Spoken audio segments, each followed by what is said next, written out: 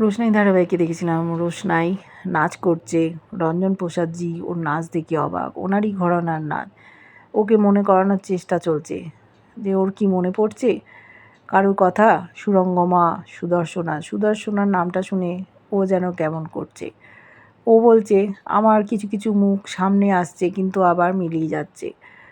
আশ্রমের একটি ছেলে মেয়ে পালিয়ে যাবে ভেবেছিল কিন্তু ধরা পড়ে গেছে। ওরাও একে অপরকে বিয়ে করতে চায়, ওখানেই বিয়ের বন্দোবস্ত হচ্ছে। বিয়ে সম্বন্ধে ও কিছু জানে কি না বলতেই ওর চোখের সামনে আরণ্যক আর ওর বিয়ের কিছু ছবি যেন ভেসে আসছে, কিন্তু সব যেন ঝাপসা। ওদিকে রঞ্জন প্রসাদজি পড়ে যাচ্ছিলেন, রোশনাই হাতটা ধরেছে। ধরতেই মনে হচ্ছে যেন একজন পরিচিত কারুর হাত। দুজনেই একই অনুভূতি প্রকাশ করছে। রঞ্জন প্রসাদজি নাম করে যিনি দুনিয়া কাঁপাচ্ছেন তিনি সম্ভবত ওনারই ভাই অঞ্জন প্রসাদ, যিনি মানুষ হিসেবে অতি খারাপ। এদিকে সুরঙ্গমাকে অ্যারেস্ট করতে এসছে পুলিশ, কিছুতেই যাবে না, জোর করে ধরে নিয়ে গেছে। তথ্য প্রমাণ ওরা দিয়ে দেবে বলেছে।